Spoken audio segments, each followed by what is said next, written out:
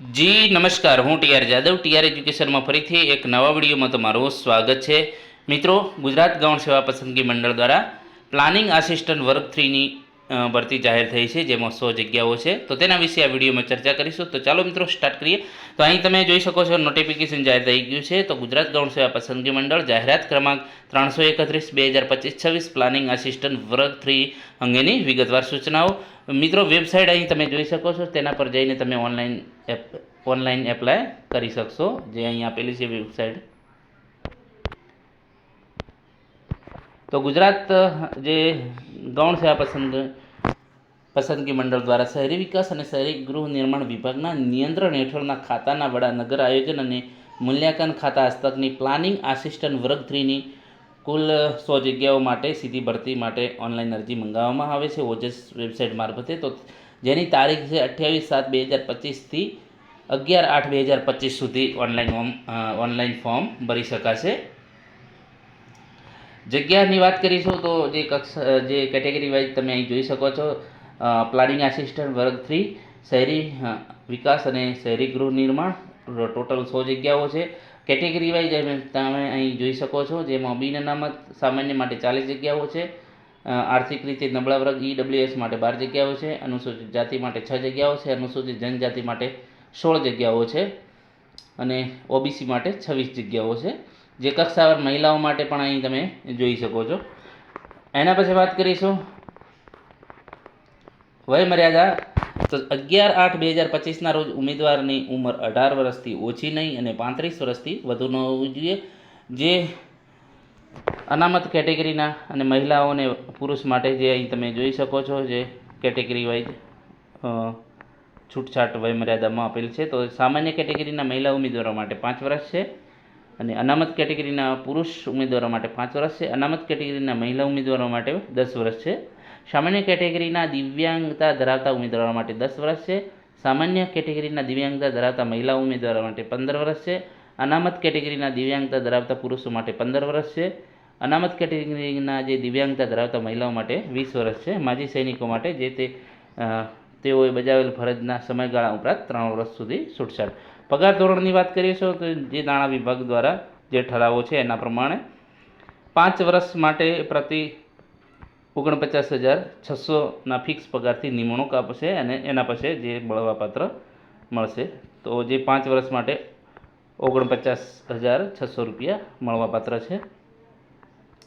એના પછી 5 વર્ષ સંતોષકારક સેવા બાદ 7મા પગાર પંચ પ્રમાણે 44,900થી 1,42,400 લેવલ 8 પ્રમાણે પગાર ધોરણ મળવાપાત્ર છે. હવે શૈક્ષણિક લાયકાતની વાત કરીશું તો bachelor degree in engineering technology in civil અથવા તો architecture planning opting from any of the university establish or incorporated by under the central of state act in India.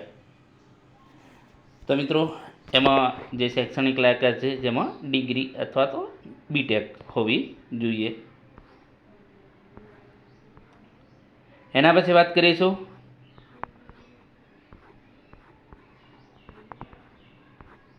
બીજી અન્ય સૂચનાઓ અહીં આપેલી છે મિત્રો, જે તમે જોઈ શકશો.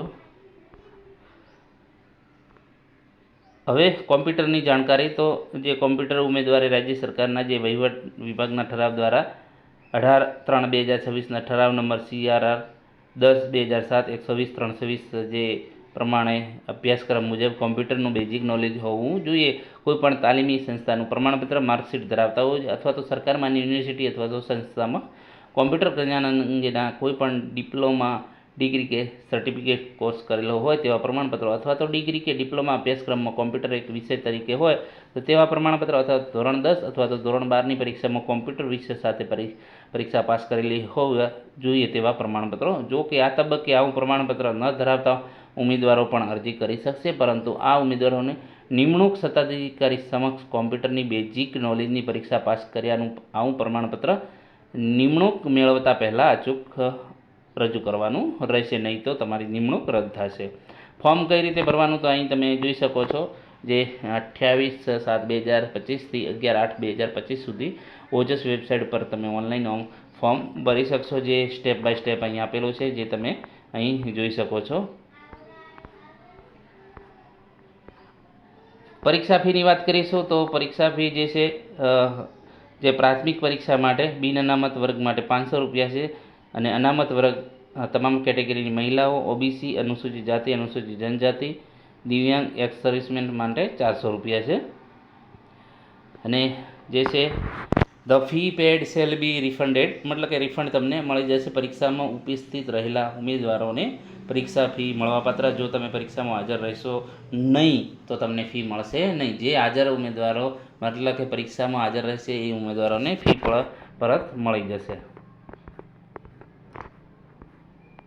પરીક્ષા પદ્ધતિની વાત કરીશું તો જે સામાન્ય વહીવટ વિભાગના 8/11/2023ના જે ઠરાવ પ્રમાણે હેતુલક્ષી એમસીક્યુ મલ્ટી ચોઇસ ક્વેશ્ચન પ્રકારની પ્રશ્નવાળી સીબીઆરટી અથવા તો ઓએમઆર કોમ્પ્યુટર બેઝ ટેસ્ટ અથવા તો ઓપ્ટિકલ માર્ક રિકોગ્નાઇઝેશન પદ્ધતિથી પરીક્ષા લેવામાં આવશે. આમાં પાર્ટ એ અને પાર્ટ બી બે હોય છે, જેમાં અહીં તમે જોઈ શકો છો પાર્ટ એમાં તાર્કિક કસોટી તથા ડેટા ઇન્ટરપ્રિટેશન, જેમાં 30 માર્ક્સ છે, ગાણિતિક કસોટીઓ 30 માર્ક્સ છે, જે પાર્ટ એથી 60 માર્ક્સનો છે. પાર્ટ બીની વાત કરીશું તો ભારતનું બંધારણ, વર્તમાન પ્રવાહ, ગુજરાતી અને અંગ્રેજી કોમ્પ્રેહેન્શન 30 માર્ક્સનો છે. સંબંધિત વિષય તથા તેની ઉપયોગિતાને લગતા પ્રશ્નો 120, ટોટલ 150 અને 60 210નું તમારું પેપર હશે. તો અહીં તમે જોઈ શકો છો પાર્ટ એમાં કુલ 60 પ્રશ્નો, પાર્ટ બીમાં કુલ 150 એમ કહી 210નું તમારું પેપર હશે, જેમાં 180 મિનિટ બંનેનો સંયુક્ત રીતે 3 કલાક તમને મળવાપાત્ર છે. નેગેટિવ માર્કિંગ પણ છે. એના પછી વાત કરીશું જે તમારે જે પાર્ટ એ અને પાર્ટ બીનું જે સ્વતંત્ર જે ક્વોલિફાઈડ સ્ટાન્ડર્ડ છે, જેમાં પાર્ટ એમાં તમારે લઘુત્તમ ગુણવત્તા ધોરણ 40% લાવવાના રહેશે, પાર્ટ બીમાં પણ તમારે 40% લાવવાના રહેશે. એનાથી નીચે હશે તો તમને મતલબ કે તમારા કોઈ પણ મતલબ કે માન્યતા ગણવામાં આવશે નહીં, જે તમે પાસ ગણાશો નહીં. નિમણૂક બીજી અગત્યની જે સૂચનાઓ છે તમે અહીં જોઈ શકો છો. તારીખ 21/7/2025 ગાંધીનગર, ગુજરાત ગૌણ સેવા પસંદગી મંડળ સચિવ.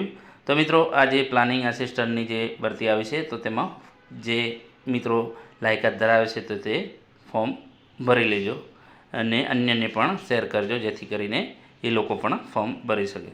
Thank you for watching this video.